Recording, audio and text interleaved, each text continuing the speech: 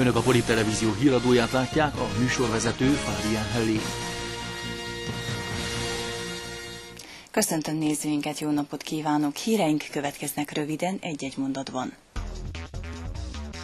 Új fejlesztési stratégiát dolgoznak ki Kézdivásárhelyen. Február 14-én véget ér a beiratkozás az első osztályba.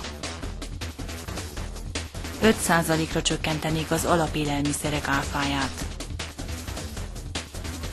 Meghosszabbították az egészségfelmérés időtartamát.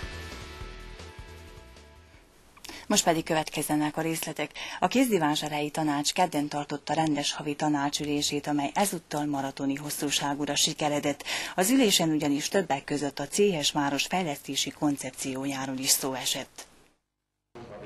A február 12-én tartott közel 3,5 órás tanácsülés a Gospcom Kft. Igazgatójának a beszámolójával kezdődött, majd a jelenlevő szakirodák vezetői is elmondták, hogy melyek voltak a megvalósításuk a 2007-es évben, illetve melyek voltak azok a problémák, amelyeket nem sikerült megoldani.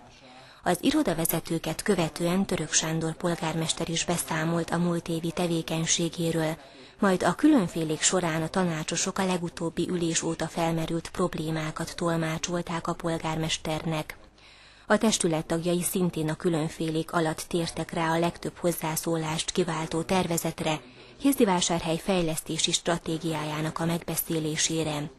Ennél a napirendi pontnál szinte az összes tanácsosnak volt valamilyen észrevétele.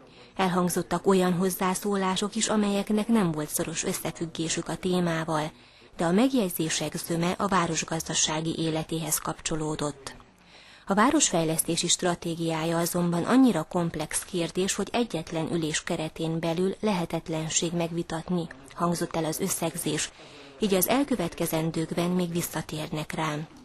Ezután a tanácsosok jóváhagyták a Céhes város szemétgazdálkodási szabályzatát, szó esett a Vigadó Művelődési Ház működési szabályzatáról is, valamint elfogadták az idei szabadtéri rendezvények időrendjét is. Február 4-én kezdődött és 14-én ér véget az első osztályokba való beiratkozás. Városunkban a Petőfi Sándor és a Turóczi Mózes általános iskolák első osztályaiba lehet még iratkozni. Az előkészítő csoportos óvodások még nem tudják, hogy mennyi nehézség előzi meg azt, hogy ősszel iskolába léphessenek. Ez most még a szülők feladata, mivel ők már az év elején fel kell készüljenek arra, hogy hol milyen körülmények várják a gyerekeket, és főleg milyen tanítónők kezdik az első osztályt. Az óvodák idén február 1-én adták ki a beiratkozáshoz szükséges űrlapokat, 4-től pedig a szülőknek fel kellett keresniük azt az iskolát, amelyet kiválasztottak, és ott beirathatták a 6 éves gyereküket. Ez elméletileg egyszerű, azonban néhány iskolában már kora reggel sorba kellett álljanak a szülők, hogy be tudják iratni gyereküket ahhoz a tanítónőhöz, akihez szeretnék, mert az utóbbi időben nem csak iskolát, hanem tanítónőt is szeretnénk választani.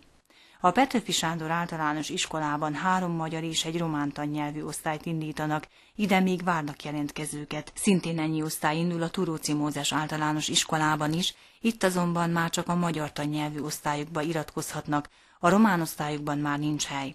A Molnár Józsiás iskola egy step-by-step osztályt, valamint egy zeneosztályt indít, itt már nincs üres hely, csak úgy, mint a Nagy Mózes gimnázium egyetlen első osztályában. Azok a szülők, akik még nem iratták be a gyereküket, február 14-éig kereshetik fel a még üres helyekkel rendelkező iskolákat, ezt követően sehová sem lehet beiratkozni. Sikerült vagy nem a kívánt helyre beiratni gyerekünket, az általánosan elmondható, hogy Kézdivásárhelyen minden iskolában optimális körülmények vannak teremtve, szakképzett pedagógusok várják a tanulókat, a gyerekeknek már csak tanulniuk kell. Csökkenni fog az alapélelmiszerek áruforgalmi adója, ha a képviselők is úgy szavaznak, mint a szenátorok. A szenátus ugyanis elfogadta a kenyér, a hús, a tej, az olaj hozzáadott értékadójának 5%-ra való csökkentését előíró törvénytervezetet. Rohamosan drágulnak az alapélelmiszerek, miközben az adófizetők jövedelme egy helyben áll, reálértékben pedig az infláció miatt még nagyobb a csökkenés. Kézdivásárhelyen és környékén az emberek minimálbérért vagy annál valamivel többért kénytelenek dolgozni, éppen ezért az élelmiszerek áfájának csökkenése sokak számára áldást jelentene. Így gondolták annak a törvénytervezetnek a kezdeményezői is, akik az ÁFA vagy közismertebb nevén a TVA 19%-ról 5%-ra való csökkenését javasolták. Emellett azt is kérték, hogy a nyugdíjak adómentesítésének felső határát 1500 lejben állapítsák meg. Az áfa csökkenés költségvetési kieséseinek pótlására minden luxuscikk, jachtok, egyéb a szórakozást szolgáló hajók, luxusautók, személyi helikopterek, repülőgépek luxusadójának 50%-os emelését javasolja a tervezet. Ugyanakkor a cigaretta és dohánytermékek, kristálytárgyak, aranyékszerek, parfümök, vadászfegyverek esetében is 50%-os luxusadó emelést javasoltak. A kormány egyébként ellenzi a tervezet elfogadását. 3 hónappal meghosszabbították, így 2008. december 31-én ér véget a lakosság egészségi állapotát felmérő országos program. Ez eredetileg az év közepén ért volna véget, hogy az egészségügyi katasztert összeállítsák. Az egészségügyi minisztérium múlt évben indította be a lakosság egészségi állapotának felmérésére hivatott országos programot. A szaktárca arra volt kíváncsi, hogy melyek azok a betegségek, amelyekkel az emberek nagyobb többsége küszködik, hogy erőteljesebben lehessen egy-egy szakterületre koncentrálni. Az emberek zöme élt is a lehetőséggel, hogy laborvizsgálatokat végeztessen el az állam pénzén, éppen ezért a szaktárca úgy vélte, hogy az egészségügyi felmérés határidejének fél évvel való meghosszabbításával még többen jutnak el a házi orvosukhoz, illetve a laboratóriumba a vizsgálatok elvégzésére. A szaktárca adatai szerint az utóbbi 3 hónapban az érintettek mintegy 70%-a kereste fel házi orvosát. A felmérésre szükséges pénzösszeget a szenvedélyadóból fedezik.